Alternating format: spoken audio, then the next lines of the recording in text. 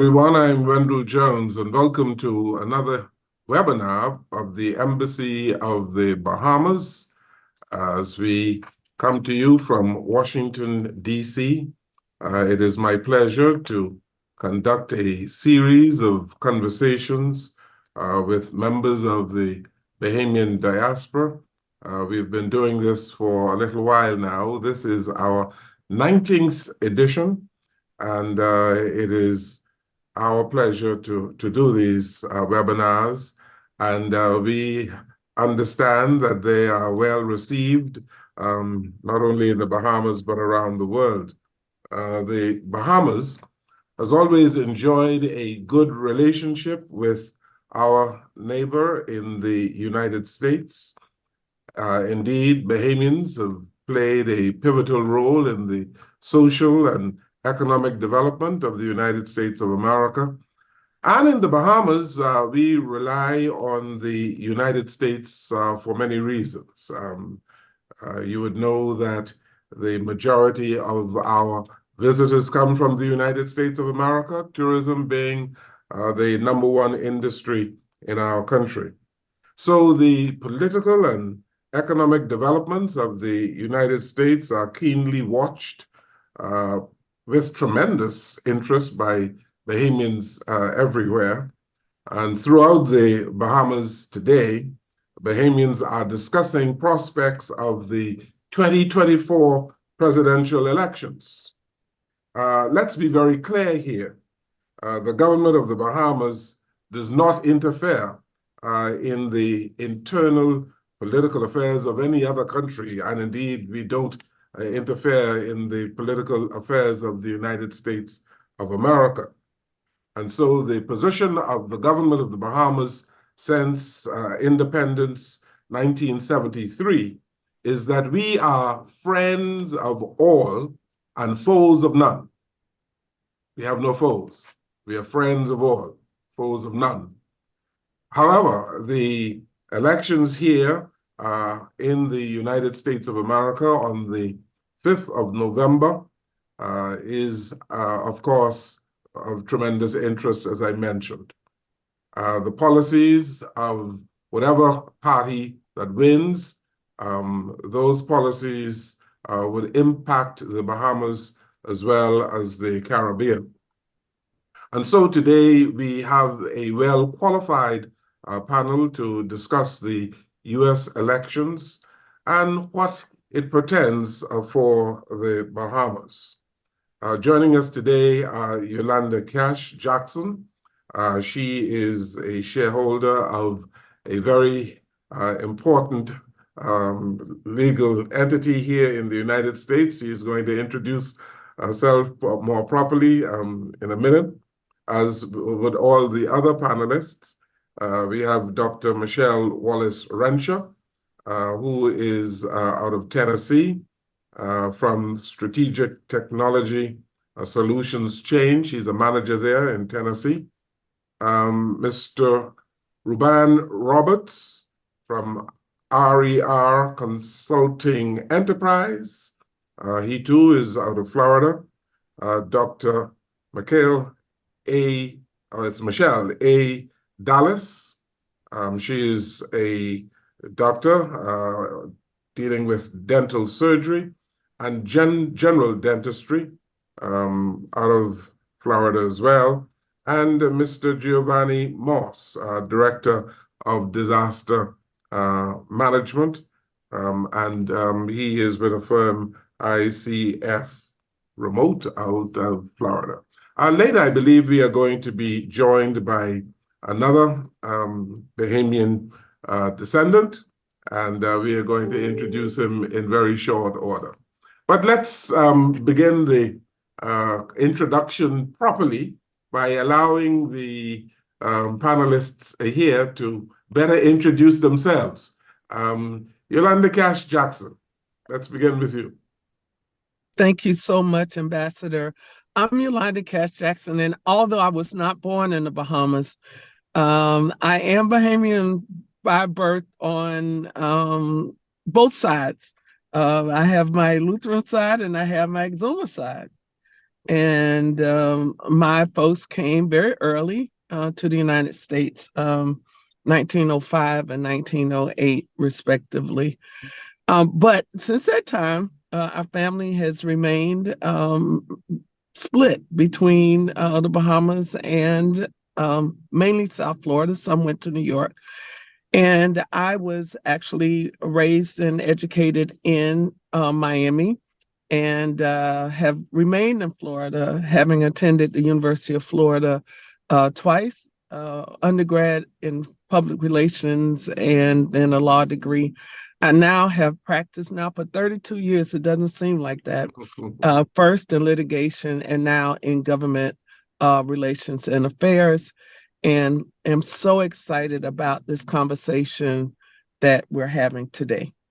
Very good. Dr. Michelle Wallace-Rancher. Thank you, and good afternoon to you, Sir Excellency, and of course, all of our other panelists, good afternoon to you. It's so great to meet each of you. This is an important conversation that we're having today, and I'm so honored to be here also. I am a native Bahamian, born and raised in Nassau, Bahamas, left the Bahamas for undergraduate in Ohio, and I've been living and working in the US for almost 30 years and working in the technology sector. I currently serve the great state of Tennessee as the change manager. My role is to manage applications across the entire state, and so I am watching tentatively with bated breath what's happening in our elections, not only at the federal level, but also at the state government level. As a technology change agent, we are always waiting to see policies and procedures and programs that can possibly impact the lives of citizens. And so the security of our state is definitely at risk, and we are always watching and see what's going to be happening. As a native Bahamian, I'm always looking out to see what's going to be happening with the lives of other immigrants. And so I also wear that little bit of hat too. But apart from my change agent role here in state government, I also have written the state's AI policy and governance protocols. So that the future of what's going to be happening next is also in my purview. But most of all, good afternoon to each of you. Dr. Dallas. Yes, good afternoon, everyone. It is a pleasure to be a part of this presentation. I am Michelle Dallas. I'm a graduate of Georgetown University and Howard University, Washington, D.C. I've enjoyed 25 plus years here in my hometown of Fort Lauderdale, practicing dentistry. Recently, I wrote, directed, and produced an award-winning film, Crossing the Waters, the Impact of Bahamian Pioneers in South Florida. This documentary was inspired by my growing up in South Florida and having loving godparents and good neighbors who were Bahamians. So I was exposed to the Bahamas at a very young age. One of the best kept secrets is revealing the vast contributions that the Bahamas has made to South Florida and the United States. As we know, here in South Florida, the proximity of the Bahamas is pretty close. And as early as 1792, there were Bahamians here, pioneers that were making a difference to South Florida. Even as early as 1800, they were here. And then, of course, we know the contract between the United States and the Bahamas in 1943. And of course, that went on for what, 2 decades? I think to 1966 is when that contract ended.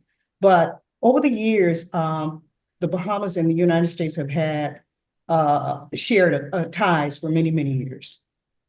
Very good. Mr. Roberts?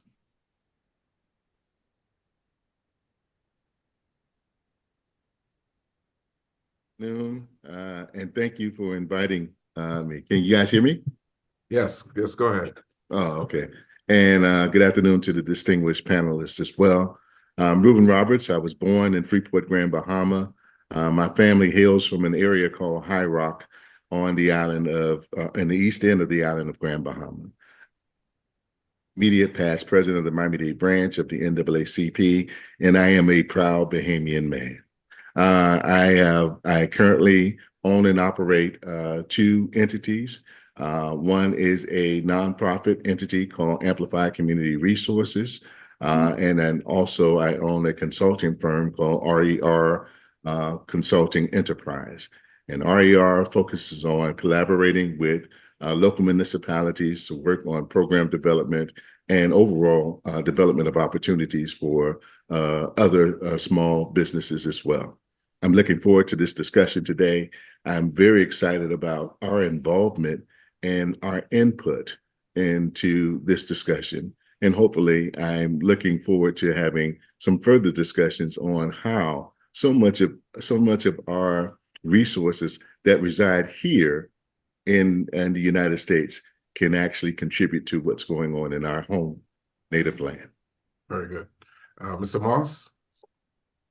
A good afternoon to Excellency and distinguished panel. It's a pleasure to join this excellent group of panelists. Giovanni Moss, I was born in Nassau, Bahamas, moved to South Florida in high school and stayed here through my undergrad and graduate work at FAU and also North Southeastern University. Spent most of my career at the local level as a local executive managing housing, redevelopment programs. And for the last 7 years, I've worked for national firms managing disaster recovery programs across the U.S. and U.S. territories. So, of course, the upcoming election is super important to, I think, everyone, especially Bahamians, because, of course, as other panelists have stated, proximity. But for me, also, as a person that moved here, I have a second-generation Bahamians as kids, and I think their future is extremely important to me. So I think there's multiple implications when it comes to this upcoming election, the future of our next generation relationship with the Bahamas, our growth, the economic growth of the U.S. and its connection to the Bahamas.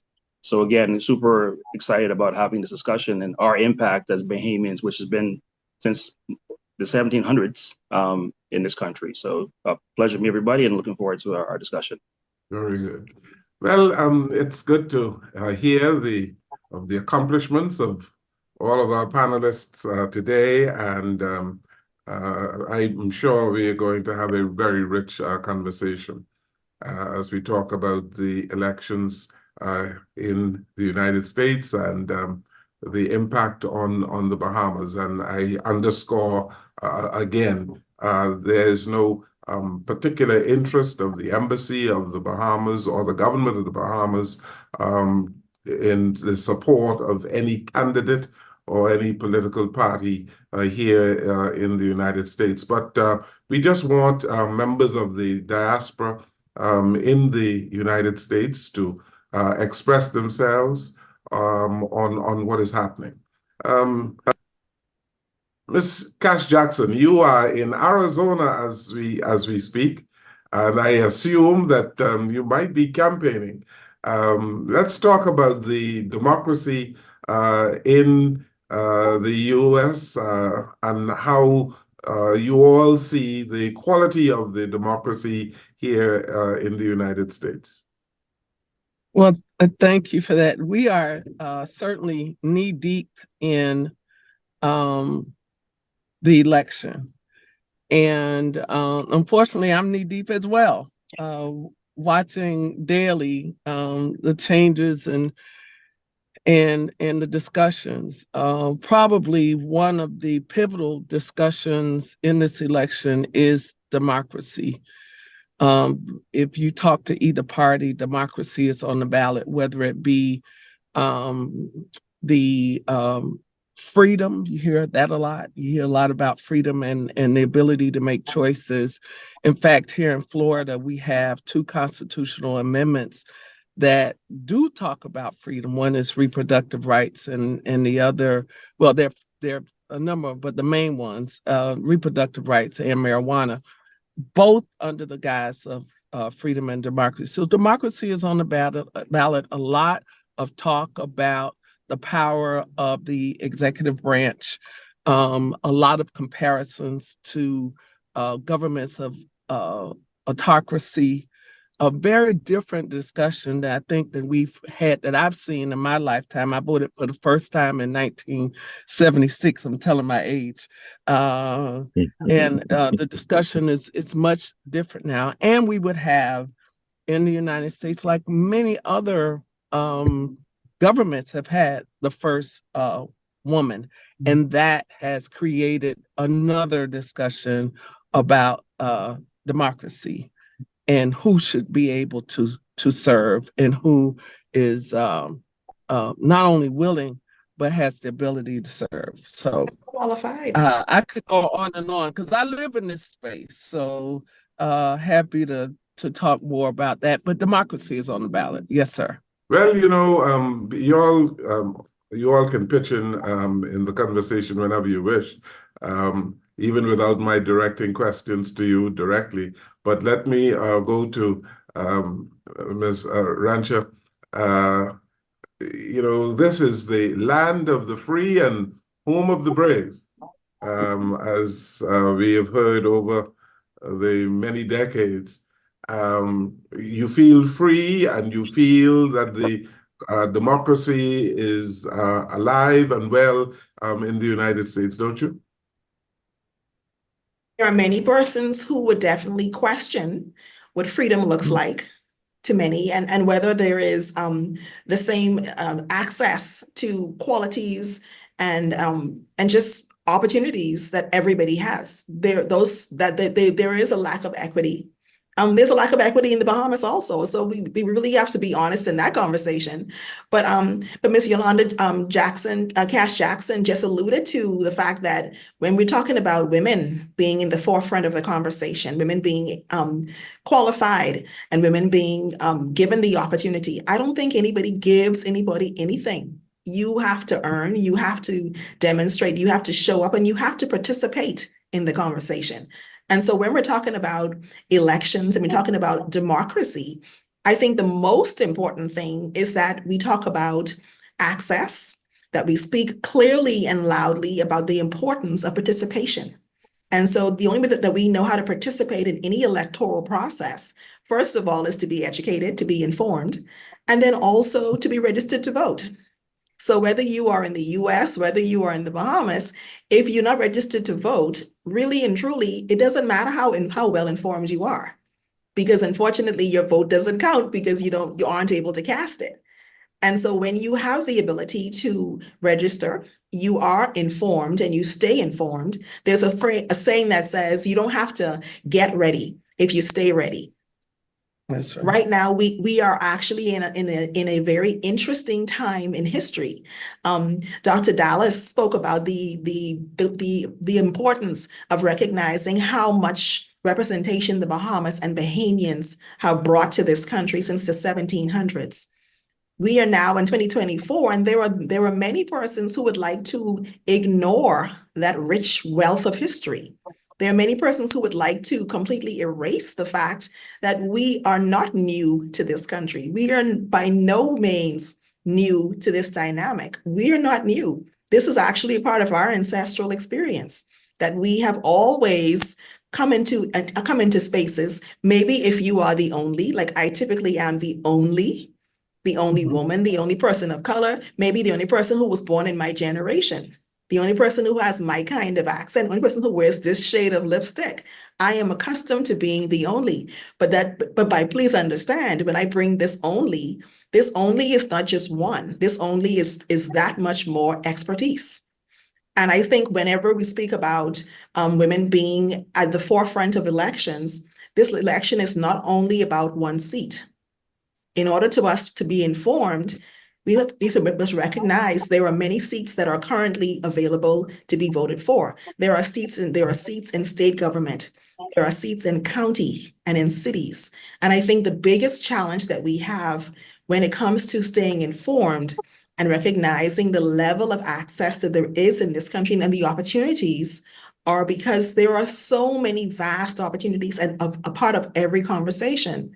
So city and government is important, right? State government is important, it's extremely important, but there's also school opportunities. The school boards are voting also. The counties are voting. And so I think people have to be informed and they must be registered to vote. I think in most locations, it's probably a little too late to get registered because I believe early voting begins today, I believe. And so if you are registered, pardon? We start in Florida next week. Early voting begins, I believe, today or tomorrow in Tennessee. And so, but again, apart from just when do you vote, it's about being informed, right? You have to know what's available and you have to also speak up and speak out when opportunities present themselves. Dr. Dallas, don't you feel free to exercise your franchise here in the United States? Hey, that's a good question. Yes, I do. But let me just say this. This is my response to all this. The responsibility of this current election depends on all of us collectively as a community. You know, we have to decide whether, because everything's centering on freedom or dictatorship, you know? As I speak with people, people are concerned. They're concerned, they're frightened about what the future will bring regarding the economy, regarding sexism, regarding immigration, and just our basic freedoms. So I think we have to, instead of separation, we have to collectively come together. And if we can come together, we can make this work. Hmm. But I'm concerned as a woman, given the emphasis on freedom, whether you feel free as a person exercising your franchise, choosing the candidate of your choice, no matter if it's the presidential candidate or a senator or whatever else. Dr. Dallas? Yes. Do you feel free as a person to exercise your franchise to choose whoever you wish? Yes, as ambassador, yes. As a matter of fact, this Saturday, the 19th, I am doing a phone bank in my office upstairs. I have an upstairs area. So I feel free. And I'm going to encourage others to vote for a person I think is well qualified to become president of the United States. Okay. So yes, in terms of the Mr. Roberts, the overall environment that you find yourself in today, this whole campaign that is going on, how do you feel as a Bahamian or descendant of the Bahamas? You're a Bahamian in this environment. First, allow me to respond to the freedom question. Okay. And so I want to say that I don't think any of us are free. I think we're free-ish, if there is such a word. If not, I'll invoke my Don King moment to use that word, free-ish. And the reason being is, there's an old saying is that the man that has the gold makes the rules. So even though we have a system in the Bahamas, we have a parliamentary system, and in this system, we have our system of government here. And we see that there are supposed to be checks and balances. But when you get the word from the executive, from the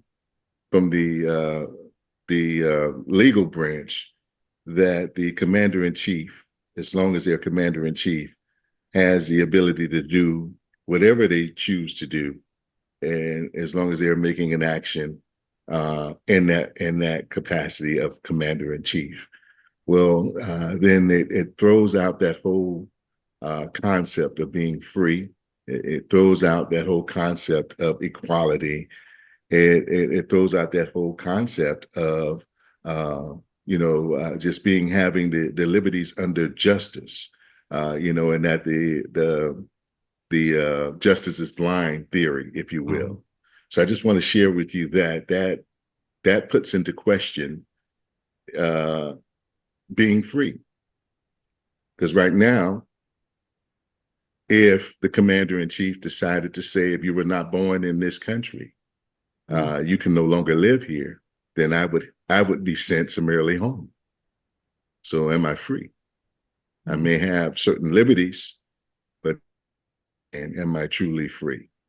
Again, when you have legislative bodies who are stating to women what they can and cannot do to their bodies for their medical health, that sort of thing, when you have a country that is built off of a nation of immigrants, but you want to deprive certain groups of people from entering into the country, and you allow other groups to come in. Again, it puts into question freedom.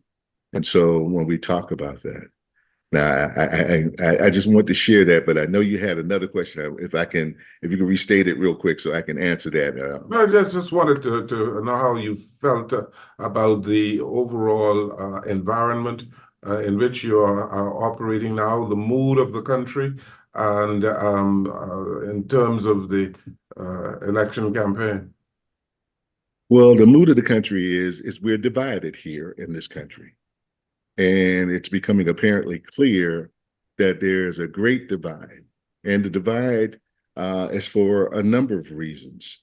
As you know, globally, people of color outnumber people who are of Caucasoid descents, if you will.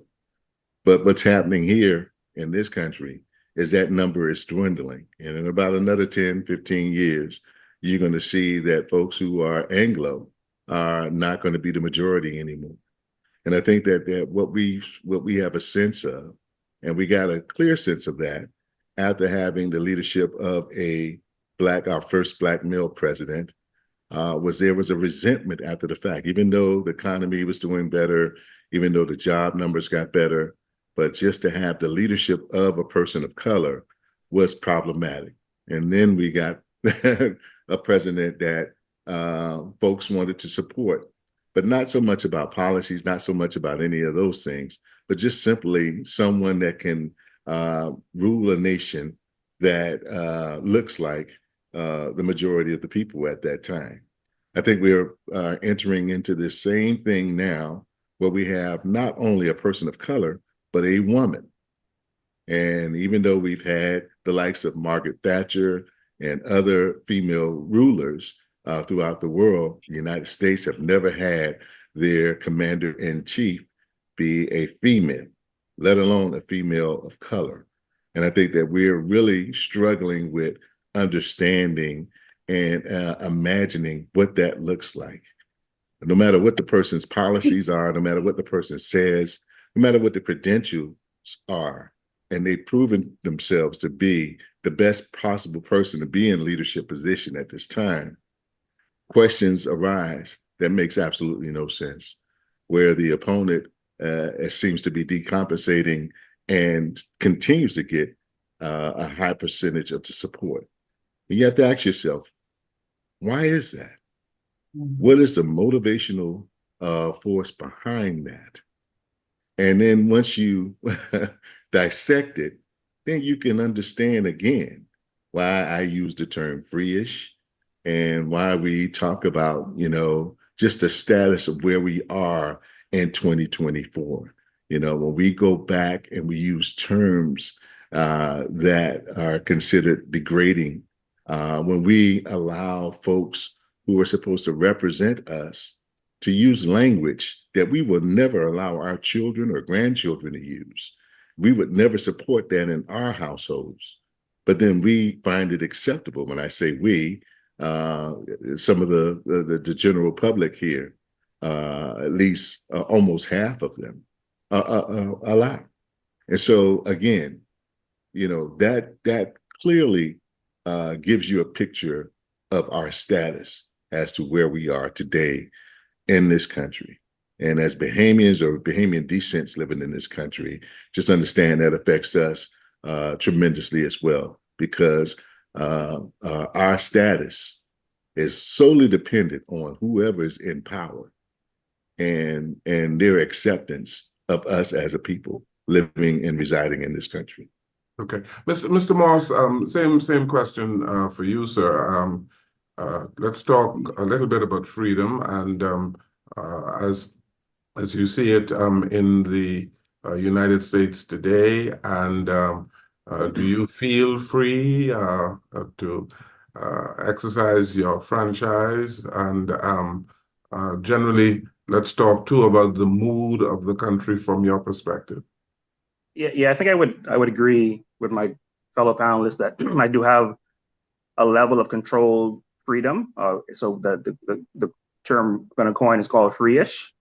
I think what freedom means to me is the access to multiple things in this country and also opportunity. So I think what is also up during this election at the local state and national level is opportunities for people, for Bahamians, people of color, people have been disfranchised. So I think it's important that when you make a decision when it comes to the election, you focus on what the policies that are going to be implemented nationally at the local level, how does it impact people like us, right? We've been blessed to have the proximity of the Bahamas so close to the U.S., and we've come here for, we've spoken hundreds of years for opportunity. And I think that's what this country is its foundation is on, is creating access and giving opportunity. And I think that is also a big issue that might be addressed as it relates to immigration in this country, right? Because we're considered, even though we've been here, we've built part of this country, we've been an integral part of the foundation, we were still considered to be immigrants. And we want to be able to provide that same level of access and opportunity for the next generation, for employment, for jobs, for education. As far as me, I think, again, my focus coming from the Bahamas and coming here as a young man is I felt that I had a great opportunity to be able to access great opportunities. And I want that same thing for my kids. So I think, my concern is more about what the next level of the leaders look at as far as my kids, as far as what the opportunities will they be able to have in this country from an educational standpoint, to be able to afford a home, to be able to travel, to be able to have their own reproductive rights. So I think it's tough. I think sometimes I feel extremely free. I feel blessed to be in a country that gives me opportunity to be able to excel and work hard to be able to achieve things and take care of my family. And other times I turn the TV on and I'm just concerned about what's going on. So I think, we all have an opportunity to be able to cast our vote, to be able to continue to be able to provide the same level of privileges that past generations worked for and are still working for the future. So I guess, it's tough to provide a definitive answer on how I feel. I think that's kind of like, it's a daily thing. It's based on the occurrence. But I think, we have to make a decision on our leaders to ensure that they provide us, like I'll reiterate, the access and opportunity that we deserve in this country. Let's talk a little bit here about race relations in the United States. And Dr. Rancher, you think there is an improvement in race relations? Is it improving or is it not improving? When you ask the question of improvement, sir, my first question would be to counter the question with improvement based on what? Based on when? Well, you tell me. You live in the United States, you work here.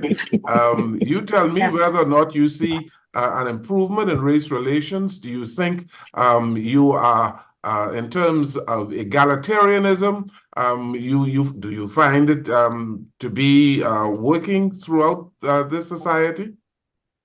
Depends on a lot of things. Giovanni Moss just alluded to it's a day by day thing. There are some days when I feel as if I could climb Empire State Building because I am just a rock star in my skin. And then there are other times when I'm extremely cautious. I have children, I have I have sons and I have daughters.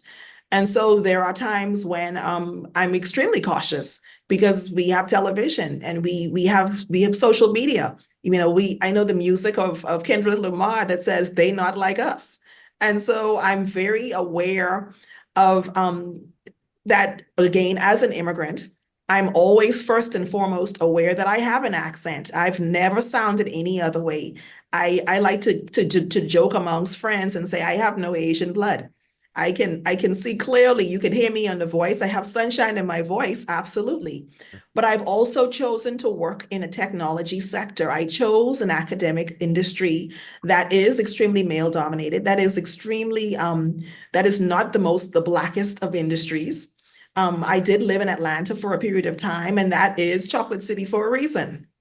That's why it's called that. But I now don't live in that city. And so I think race relations depends on any given day. I do know, I was very keenly aware of the presidential election of 2016.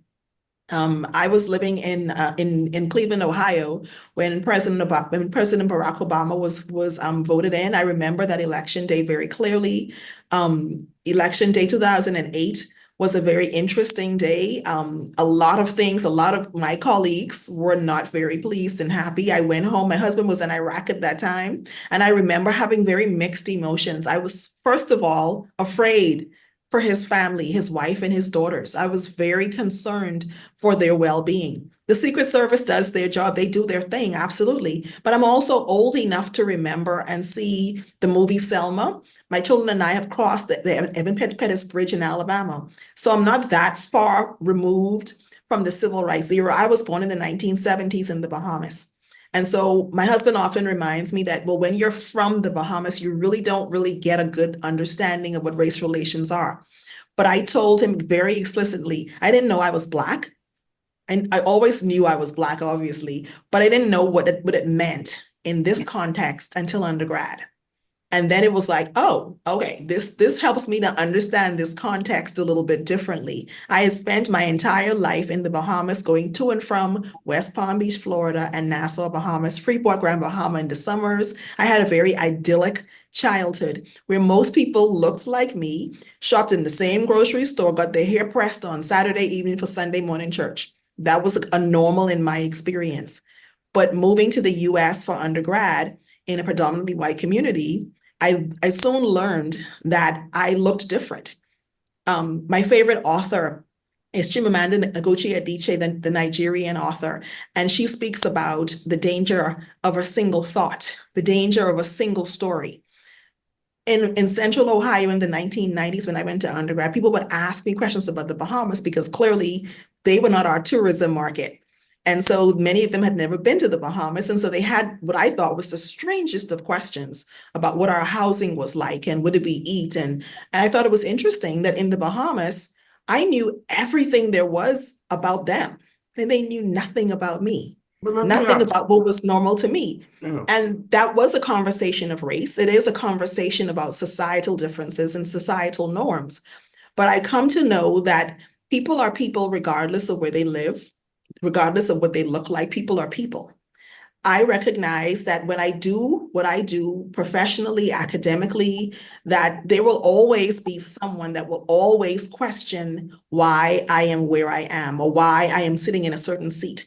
I've had persons ask me pointedly, well, how did you get there and who do you know? Well, I always reminded my daddy was a civil servant. My mommy is a civil servant in the Bahamas. I don't know people with a silver spoon.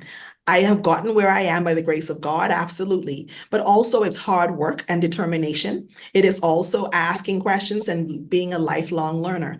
But I believe that race has been an impediment in my journey in this country. People tend to look at you differently. They have certain expectations, many of which I can't change. But I also know I do insist to my children, and I had a conversation with my daughter just yesterday, that we never have to shrink because of who we are. This is who you look like. This is how you look. This is how you move. This is the way that God made you. You never have to shrink. We have more ingenuity. We have more innovation. We have more incredible ideas in our pinky fingers than most people will ever dream to have. We throw away ideas, we throw away phrases. We can turn a phrase like nobody's business because of who we are.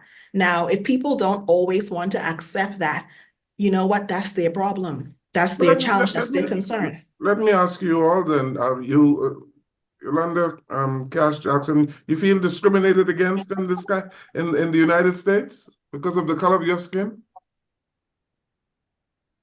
I can't hear you. Yolanda, you're on mute. You're on mute. Oh, I'm sorry. I said absolutely, absolutely, absolutely.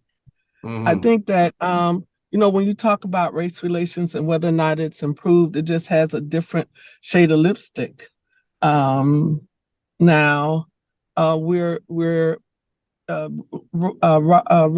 alluded to it. I think it's in 2050, 50% of, you look to your left, look to the right, they're going to be something other than white. When I look at my friends that I went to college with, they all have brown grandchildren. As my grandmama would have said, mix up. They all mix up, you know. So, and that's the world. That's the world that we live in, and how America has adjusted to that is its report card. This is, this election is a report card on race. Talking about a DEI hire. I was no DEI hire. Kamala was no DEI hire. People say that Trump was a DEI hire because he was given, dollars to make sure that he was successful. But this election will be a report card on how we view race. Now, one of the things, if I could just briefly talk about my experience, one of the reasons that I'm so into the Bahamian diaspora is that longing to really know who I am.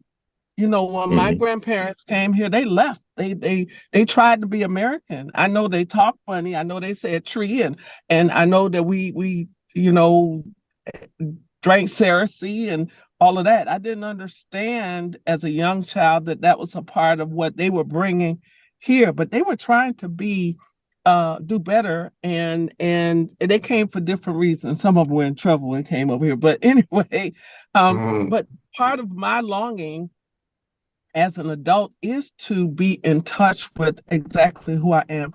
We in the United States have had a kind of bad history. The Bahamas ended slavery 30 years before the United States ever thought about it.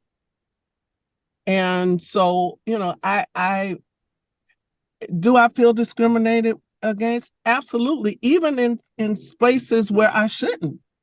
Well, I shouldn't, and I'm clearly more qualified. It shouldn't be a question. But that's the life we live. You learn how to deal with it. Mhm. Let's hear. Yeah. So Dr. anyway, Dallas, that's it. Dr. Dallas. You learn to adapt. Right. That's it. One of the things that troubles me sometimes, and I'm used to it, but yet sometimes it does eat at me. Looking at my parents and the sacrifices that they made for myself and my siblings, and how they encouraged us to do better, to be better. And how I have one child, my daughter, to do better and to be better. And for myself, my office is downtown Fort Lauderdale. So it's on the east side of Fort Lauderdale. And I've had to interact with people, and some of them are very nice and cordial and respectful to me. But I've also been challenged where it hurts me to my core as I'm disrespected.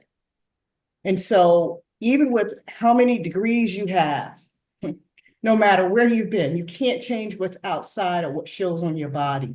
And that's your color. I'm very proud to be Black. Don't get me wrong. I love my heritage. But sometimes it hurts you that people look at what they see on the outside versus what's inside. I've been minding my business and at times mistreated, whether I'm going to get a cup of coffee out of Einstein's or whether I'm in the grocery store picking up something. I've been disrespected.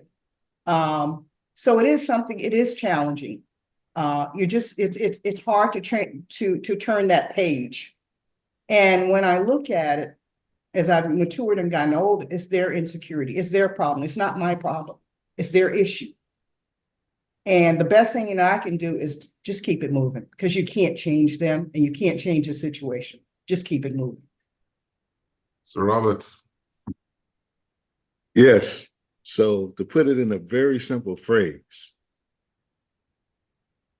do you enjoy your Black job in this country?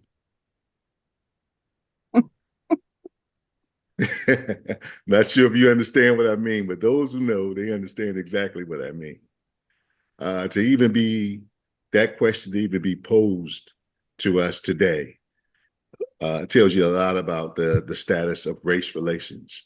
As the immediate past president of the NAACP, I got many calls and still get them today about lynchings, about just so much social injustice that's race related.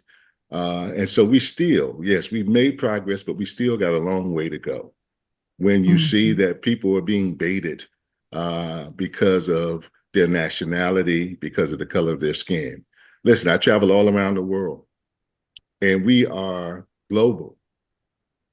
Bahamians are definitely global people. Anywhere in the world, you will find a Bahamian. Anywhere in the world, Dubai, China, wherever, you'll find a Bahamian there. And when I went to Colombia, you know, I know that we have Bahamians that are mixed up with the Arawaks and the Tainos.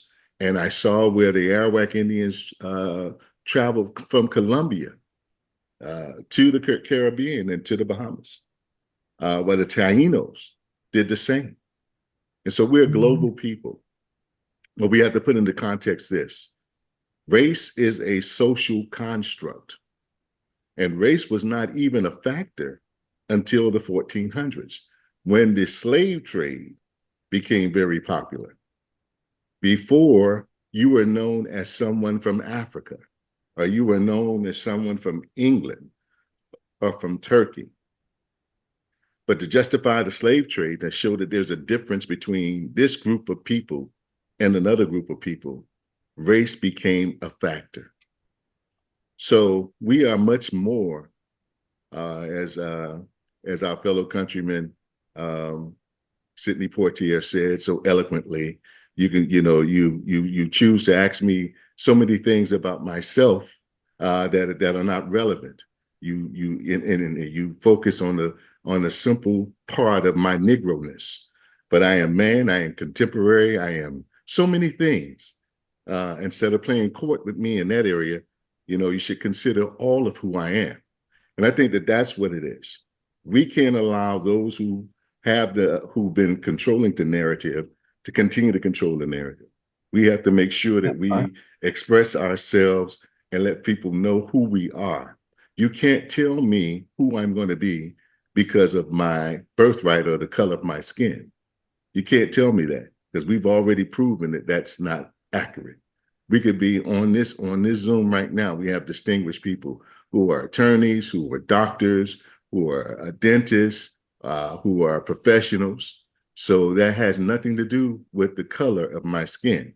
It doesn't determine my lot in life.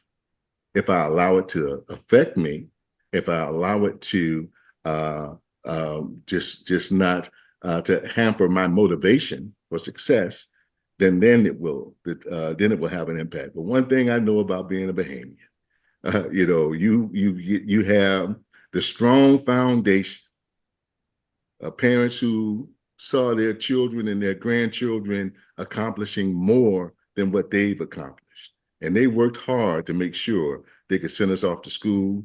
They could make sure that we have the opportunities that they didn't have. So even though we may have started with less, but we were given so much more. So yes, race is definitely a factor, but we have to control the narrative. Mr. Morse, let's hear you on this before we move on. And whether you feel discriminated against and the quality of race relations in the U.S. Yeah, it's interesting because we're still having, for the last 20 years, we're still having a conversation about firsts, right? First Black president, first woman president of color.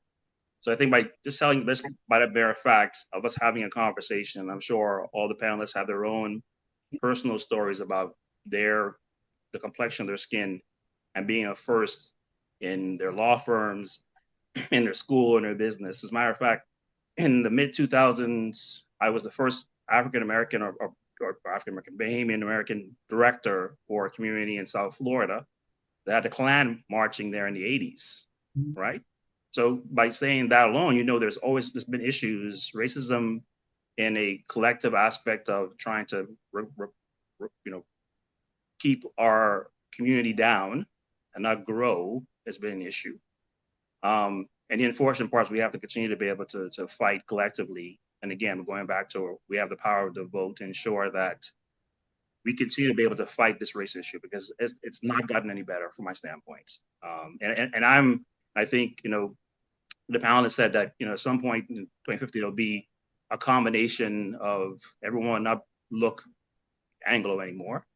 both my kids are have multiple generations in them as far as their complexions, so they have to deal with being biracial in a sense also. And I think the unfortunate part is as soon as you consider to be biracial, now you're tainted on one side or the other, which we still haven't addressed in this country. Is that rather than being inclusive, we're creating exclusivity and we're creating segments and separations. So until we're able to create more of an inclusive community and we feel that we're all one people, one Americans, one, people that come here for a better life, it continues to be an issue. So I think from my standpoint, race relations has not improved since I moved to this country. And similar, when I came here, I didn't see color. There's always going to be classism, separation based on how much money you have. But I didn't realize that I was different until I came to this country in high school. So I think we still have a long way to go as relates. And I think Yolanda said it very eloquently, is that this is the report card on this country, like it was for President Obama, which, I mean, I was probably the first time I've ever felt proud to be in America when he was elected. And I'm hoping that there's a similar feeling in the future. Let me ask you, Yolanda Jackson, about the impact of Bahamians and people of the Caribbean on the elections here in the United States. I mean, we have a small diaspora, comparatively speaking, in the U.S., Bahamians. But let's talk about our impact and the impact of Caribbean people generally on the elections, and all of you can participate. So we have to talk about immigration. That is a concern. I do a lot of work with students from the Bahamas at all of our historically Black colleges in Florida. It's a big concern, making sure that they can continue to go to school here, that there's nothing that prohibits them from continuing their education. So immigration, by virtue of them being immigrants here in this country, are impacting the election. You can't build a wall in the Bahamas. So that's one. The other one, there's probably one that's not paid attention to, but if you follow the Prime Minister of the Bahamas, it's very important, and that's climate change. Climate change to the Caribbean community is very, very important. It's our livelihood. And what the United States is doing or not doing to assist in the challenges associated with climate change is still out there. It's questionable. It's denied on one side and not on the other. And then I think the final thing, the way that the Caribbean is affecting this election, is self-governance. To Giovanni's point, when you're in charge, you don't know that other races, you're in charge. He who makes the rules rule. And self-governance is probably one of the foundations for Caribbean people as a whole. We're used to being in charge of our own destiny, of our own progress, having our own very entrepreneurial. I know my aunt used to say, well, with Bahamians don't just have a store, they have an enterprise. We think big, we are entrepreneurs, we are proud people, and that has not changed. So those are the areas in which I think that the Caribbean diaspora is affecting this election, just on those three subjects in itself. Okay, Dr. Anja? If I can actually piggyback off of those same topics also. In the state of Tennessee, I know most of you have seen on the news reports what was the impact of Hurricane Helene and how Hurricane Helene left the Caribbean region and literally descended over the state of Tennessee and other states also. But the state of Tennessee is still giving alerts in terms of the impact on those citizens who were obviously ill-prepared, had never maybe experienced a hurricane in their life. They didn't know how to buy corned beef in the can. They didn't know how to batten down the hatches, as we know in the Bahamas. And as such, not to make light of it, But to me, I felt as if this is an opportunity for this part of the world to recognize something what Bahamians and other Caribbean nationals have been experiencing for generations. And so perhaps now they will lend their support in terms of federal funds to say, listen, we need to go ahead and make certain that the Caribbean is more shored up, that in the wake of such other storms in the future, that the funding and that the resources are not slow and a slow trickle, but actually come in a more I guess, responsive manner. It seems as if I've always heard the question of why don't those people evacuate? Well, when you live on an island that's 21 miles long, or regardless of how long your island is in the Bahamas, there typically is no place to evacuate to. You go to the nearest church, you may go to wherever NEMA has a place that's dedicated for evacuation for your community, but it's not as if you can evacuate the entire island. And so for the first time, this part of the country finally saw some of the impact with the Bahamas and the Caribbean has seen for generations. And so I'm hoping that the discussion about climate change and the discussion around change in industry that impacts the climate will actually be more at the forefront in the current, in the next administration. The next thought is that, again, I am an immigrant. And I'm always proud to see Bahamian students going to study and expanding their horizons academically. And as we just heard, there are Bahamian students who are concerned because the laws and the policies may just change. Funding will change at universities. That could definitely impact generations of Bahamians. And as we know, education is always at the forefront of Bahamians' mindset. We're all about industry. But I have to go back to the point about the importance of being ready to vote and being a part of that conversation, being a true participant. My journey as a Bahamian began long before the Bahamas became a nation in 1973. My grandparents and my parents chose to vote for majority rule. And so when we're thinking about voting, whether it's in the Bahamas or voting in the US, it is imperative that we think about voting not just for ourselves in those policies and in those programs, but also for our grandchildren. You know, Giovanni mentioned his children. I have children in school also. They are unable to vote, but I have neighbors and I always implore to them, it's not just about what is going to impact your life today.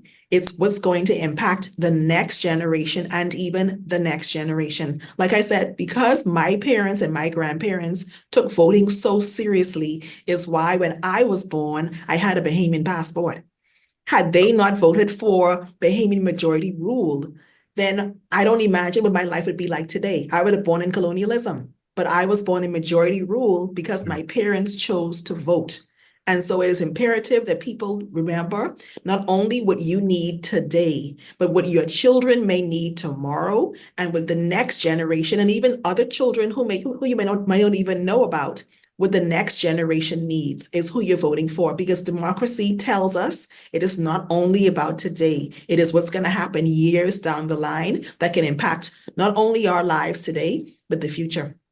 Dr. Dallas, we don't hear too much about climate change in the current debate in the elections in the United States, even though you've been struck by Helene and Milton, the two hurricanes. You don't hear too much about what the various parties are proposing with respect to climate change. Let's talk about information, whether or not we hear about low information, we hear about disinformation. Are the voters getting the information that they ought to be getting to vote properly in these elections? Ambassador, I don't know very much about climate change. Excuse my voice. I don't know very much about climate change, and you're very much correct in that a lot is not being made of it. I think there are other entities that we're focusing on, at least the politicians, and their strive to become elected. But climate change is very important, especially here in South Florida, and as recently as the hurricane and storms up in Tennessee. I think with the upcoming U.S. presidential election, we're going to see possibly a very big change in the administration that will affect climate change or in the international community as it affects them. I'm hoping that with our Vice President here, as she extends a positive international relationship and more concerned about climate change, I'm hoping that things work out for the better. Okay. Mr. Roberts, in terms of the information that our voters are getting and this whole issue of climate change, what are the issues that Caribbean people and people of the diaspora, the Bahamian diaspora, what are the issues that they're concerned about in these elections? Well, I'll tell you, in terms of the voters' information, I think that there's a lot of misinformation going on. So, for example, the polling. And if you're coming from a scientific background like me, I retired from the University of Miami for over 20 years. I understand the importance of surveys and survey data. Who are you questioning? If you're questioning a certain population, then you're going to get a certain type of response. If you're questioning a very small population, then your area of significance in terms of your response is not going to be valid. And so when we talk about those things, when you hear that a certain group, Black men, are not supportive of one of the candidates, that is absolutely insane. Again, when they collect the data, they're not collecting the data in a manner where you're going to get accurate reports. So you have to always take that with a grain of salt and understand that just historically, Black people vote Democratic. Majority of Black people will always, over 60% will vote Democratic. I mean, that's just historic. Okay, so when you hear that there's a large number of Black men that won't support a particular candidate, that's not accurate. The other thing that you have to understand is that, again, when you talk about race and that sort of thing, historically, Black men have been over-criminalized. So a lot of Black men are not even eligible to vote in some cases. And so that is something that is diminishes your power and your freedom to actually exercise your voice. And so this is something that we are dealing with in this country. There's so many different things and ways of dealing with of how folks are influenced or can have an influence on your political system. And we have to understand, because we have been the ones who have been identified as the most marginalized group, that we've been affected by so many different challenges, whether it be the criminal justice system, educational system, whether it be housing, all of those issues, whatever category that you name, you can put folks who are Black as the most affected by those categories. Now, in terms of climate change, we are also affected by that. So traditionally, Black folks lived on the coastal areas, right? And then what happened was they did the gentrification was happening for a while. And so what happens is that you had folks that realized, wow, this is prime property. You have property by the water and that sort of thing. So they moved us inland. And inland in the state in South Florida, the land is higher. So you're not prone to floods. You're not prone to all of the effects that you have with global warming initially. So what do you see happening now? Folks who were on the coastal area are wanting to move back inland, so they don't have to deal with the floods when the storms come and that sort of thing. And so again, we're being affected by it. Those communities that have been historically Black for ages now are now changing. And so you see people being bought out, people are being displaced and actually moved out of their communities altogether. So this global warming has multiple effects. There's also a racial component to this gentrification and the movement as a result of global warming. And so there's so many factors here where we have to have representation that understand the positions that we are in and offer us, those of us who are in need, an opportunity to level the playing field. So those are the things that we're dealing with. Now, the other thing I want to say to you, Dr. Michelle mentioned that, we had, the right to have the majority rule. Well, in the United States, they have a thing called the electoral college. And in fact, if you look at all of the last 4 or 5 elections, right, the Democrats won by the popular vote, but not by the electoral college. So the electoral college is that you have representatives from each state that have so many votes, depending on the numbers in their state. And the first candidate that gets to 270 wins the presidency. Now, that doesn't mean that 270 is equal to the majority of people that voted for the particular candidate. So when you go back down to, just go all the way back down to Gore, to go back down, I mean, you have over and over and over again where we've had the popular vote, we won. But that 270 number came before the popular vote. And so again, that affected who our leaders were in terms of our commanders in chief, and also affected what's happening in our community at the same time. So I just wanted to bring that up so that you were fully aware about that. Giovanni Moss, it is said that democracy works best when the electorate is properly educated. Do you all feel that based on what we are hearing, what we are seeing, that your electorate is educated on the issues so that they are able to vote properly and democracy can be seen to be working on the basis of information? I honestly think there's an information overload. I think the social media Information overload, you say? Yeah, information overload. So I think everybody has their own opinions, their own sides, and people are constantly being bombarded with information on, social media, all different vehicles.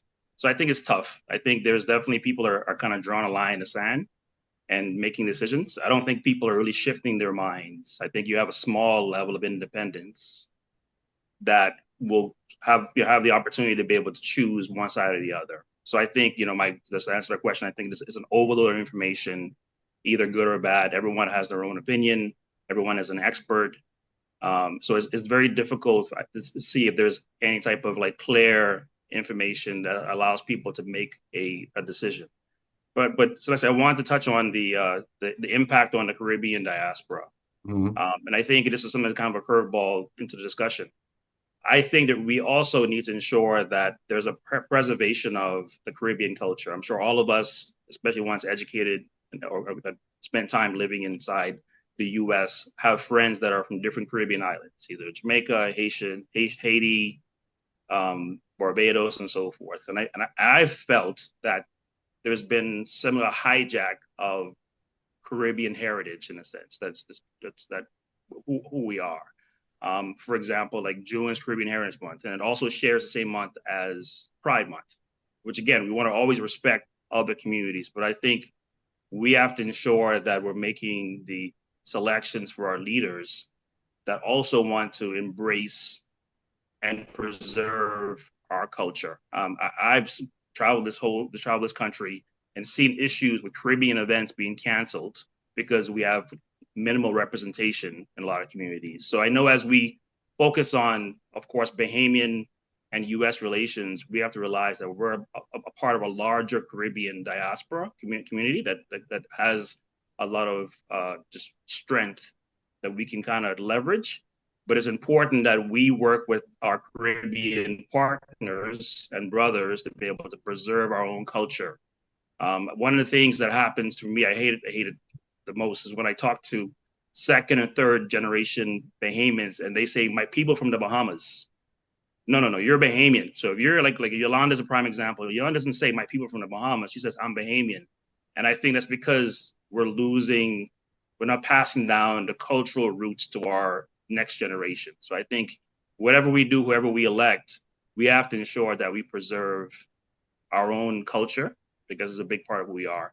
And as it relates to climate change, of course, I'm in the business. I mean, I stay busy because of natural disasters. And I've, since Hurricane Dorian, I've been very concerned about the level of resources and response to hurricanes in the Caribbean, especially in the Bahamas. So I think it's super important that we work with the elected officials in the US to ensure that there's partnerships in place that allows us to be able to have resources in a very expeditious fashion. But additional, because we're living on an island, there might become a point where we have to relocate. I hate to have kind of a doomsday scenario, but if a category 2, 3, 4, 5 ever comes up to Central Bahamas, we have nowhere to go. So we have to ensure that we have the right relationships to ensure that our people have somewhere to go as we rebuild our country. So I think that's also a very imperative, initiative that we have to focus on in the future, regardless of who's elected. Mr. Roberts mentioned the Electoral College just now, and I'd like for you all to weigh in on whether the elections in 2024, whether you feel that they're going to be free and fair. We know what took place on January 6th, and there is a fear among a whole lot of people that we might see some antisocial behavior. We might see some violence. Let's talk about whether or not you feel that the elections, because there are some people from the right who had a difficulty with the elections of the last 4 years in 2020. Do you feel that these are going to be free and fair elections? Yolanda Cash? Jackson? I knew you were going to ask me first. Yes. Well, there have been some court rulings the last few days that seem to be moving in the direction of us having a uneventful or normal, whatever normal is these days, that's another question, transfer of power. The Georgia court has said that you don't have to hand count the ballots. That was something that the Georgia legislature put in place. And in fact, legislatures all over the country, particularly in red states, have challenged or made it a little bit more arguably. And I'm being, I work on both sides of the aisle, so I'll say arguably, makes it more difficult to vote. And that brings some stress along with voting. So I'm hopeful that our system of democracy will withstand whatever challenge, even with the insurrection, which was the biggest breach of, transfer of power that we've ever seen. But even there, we survived. Our democracy survived. And so I'm hopeful that it will again. And I said we're starting to see some movement in states like Georgia, where the courts are starting to roll back some of that oppressive may be a strong word, but some of that those rules that people are trying to put in place to keep people from voting, and then hampering the transfer of power. Okay. Dr. Dallas? I don't know the legalities like Yolanda knows them, but I believe there's going to be an initial adjustment depending on who wins. And I do believe that whether we end up with our first woman, whether we end up with another person of color, I think that there would just be some timeline where there will be an adjustment, and then I think we'll be okay. Okay. Dr. Ranjan? I'm hopeful. Both ladies gave a lot of thoughts around what I believe, and I do hope that there will be a simple and easy and uneventful transition of power. But I can tell you, as of state governments across the country, and I've been a part of those discussions, are preparing. We are preparing for an event. It may not be as an insurrection, but state governments are preparing so that even in the transition period, that citizens are safe. We still have, at state government level, we still have to be about the state's business. People still have to get health care. Kids got to get to school. We still have to have groceries in the stores. We still have to make certain that our seniors and those who are in our vulnerable communities and vulnerable citizens need to have the services and the quality of services that they deserve. And as such, state governments across the country, across the nation, are preparing for the transition plan. And we expect that there to be something will occur. I am hopeful that there will not be another insurrection. It was difficult to watch on TV. I don't live anywhere near Washington, D.C., but I'm hopeful that I don't want to see that kind of behavior in the future. But we all know that the same way there was a World War I and there was a World War II. You know, you hate to think of those things, but we live in the modern era. And in the modern era, just as we had CrowdStrike and all the airplanes came down and state governments were affected all across the country, we expect that there will be something, whatever that is, we get ready for it. And in state government, I have been told to vote early. The request has not been a request, it's been a demand. There are certain persons and personnel at state government who were told if you are eligible to go and vote, you are told to go and vote early. Not because you want to sit back home and watch and see what's going to happen, because we have to have all hands on deck the day of. We expect for the next few weeks, beyond November, all the way through the end of January, to be super busy, to be about the business of state government, to make certain that our technology is safe, our technology withstands whatever we are facing. I recall exactly the morning when I realized CrowdStrike had happened. I literally thought, well, that's weird. I must be having a backup to my computer. That's strange. And literally, I had to work for 48 hours from my cell phone. Strange, unusual, but guess what? State government work does not stop. We have to keep it moving. My boss always reminds me that this train is on the tracks. In my role, I am the only person that does what I do in this state of Tennessee. And so I have to keep the train going. We have network, we have applications across the entire state. We have AT&T and so many other communication vendors who are all, many of them will be working 24 hours around the clock for the entire month of November. And so the train is already on the tracks. State government is expecting something to occur, but we are also planners. Many of us are hopeful. Many of us have been praying and believing that the best is yet to come, that we are from a generation of people that did not expect to ever imagine Barack Hussein Obama. Never thought that was ever going to be in my lifetime. And then guess what? We now have our forever first lady. Never thought I was ever going to see that. But I now can say my daughter can actually believe that she could be not just the first lady, but that she could actually be the president someday. That is a beyond belief thought. Yes. And even if you are unable to vote in the United States of America, you do have, because I know many of your viewers are going to be in the Bahamas. I was extremely excited to see the amount of Bahamian women who were voted into parliament, who are now senators, who are sitting senators. In my lifetime as a little girl, I remember hearing about Dame Doris Johnson. I learned about her when I was in QC and in St. John's. I wrote about her in my study because I thought how powerful it was to have this lady sitting around all of these gentlemen and speaking up and speaking out and speaking about leadership in the Bahamas. And yet, but in my lifetime, I remember the day when Senator Hope Strawn became a magistrate and was the member of parliament and was a sitting officer and was sitting in the House of Parliament. I remember that day. And so to see so many others who are from my generation does my heart proud. But I also remember that can only be possible because we participate.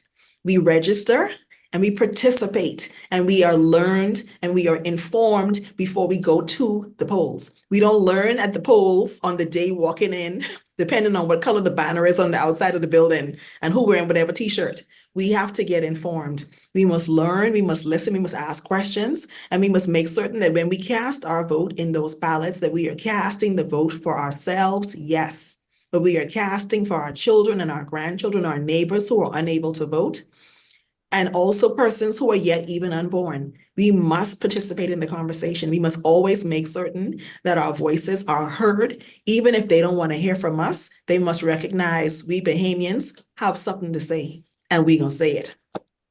Mr. Moss, are we going to have free and fair elections and the proper transfer of power here in the United States? I mean, I think similar to my fellow panelists, I'm hopeful. I mean, I am always impressed with the level of preparation at the federal and state level when it comes to security. And I think because of the most recent assassination attempts, there's a higher alert in regards to that. How the populace and the people that are completely Can come out opposed to whoever wins, how they react. Hopefully we can kind of address that moving forward, and hopefully there's no major issues. But I think both the federal and state government agencies and even local agencies will be on high alert, and they will take the necessary precautions to make sure that they can at least control any type of issues moving forward. So again, I stay hopeful that there's no major issues, but we'll see when the time comes. Mr. Roberts? So listen, one of the things that we have to be mindful of is simply this. The incumbent is someone that I think that will make sure, incumbent president will make sure that the federal government will be safe this time around. Now, the thing that we have to be mindful of is the election has to be certified. The Speaker of the House is someone that may throw a monkey wrench in that plan. So we still have to be mindful of the fact that even if the Democrats are elected in, or they reach that number for the Electoral College first, that you still have to certify the elections. And there's several strategies and schemes that are already underfoot to try to thwart those efforts. But what I do believe is that, as was mentioned by Dr. Michelle and Yolanda Cash Jackson, that there are definitely some movements already to protect the results. But we have to be mindful that they're still away. Now, in terms of insurrection, I don't think that they will have that liberty to do that this time because of who we have in office now. And there may be some things that may happen in some red states that possibly can happen. But I just think that in terms of that. Now, I want you to also know when you talk about free and fair elections. So there's always been some sorts of election interference or poll taxes or that sort of thing that we've always dealt with. Here in the state of Florida, folks who have not voted, and I think 3 or 4 consecutive elections have been purged from the voters' rolls. So some folks who feel that they have their voters' registration card and they feel that they are eligible to vote are not eligible to vote. So we've done a lot of voter education that explain to folks that they need to check their status. And not only that, as you age, sometimes your signature change. So if you are requesting a mail-in ballot and your signature looks different than what you've submitted with that mail-in ballot, then your mail-in ballot can be disqualified. There's so many different ways that there's interference with the process, and hence the term free-ish again. So there are things that we feel that are clear, that we have the ability to participate in the process, but then there are folks who have created ways and avenues to create some hiccups along the way. So one of the things I just encourage everyone to do is to make sure that whoever you come in contact with, to make sure that if they're eligible to vote, to make sure that they check their status, make sure that their signature is correct, if they moved, if they changed their address to update their address and all of those things, because your ID has to match exactly. So those are the things that are real issues that we're dealing with. To your question, I think that we definitely will have a more secure transition this time, but it doesn't mean that there's not a possibility for some challenges during that process. Mr. Roberts, I thank you. And I wish to thank all of you. And guess what? None of you on this panel campaigned for any particular candidate, which is very much appreciated, having regard to the fact that as an entity of the government of the Bahamas, we are not really pulling for any particular candidate, not supporting any particular candidate. And so this has been a very educational exercise, and we have stayed right in the middle, very independent in all of the responses and that we had here this afternoon. And so I thank you all so very much. Yolanda being the lawyer here today, and we have some doctors and businessmen. It is very good to get your perspectives on what is happening in the politics of the United States with the elections coming up on the 5th of November. So thank you also very much for participating today. And I'd like to thank Sonia Rose, who is really the producer here, and who does a very good job in selecting our panelists. And we certainly hope that this particular webinar has been very educational and refreshing. Thank you very much, and have a good evening.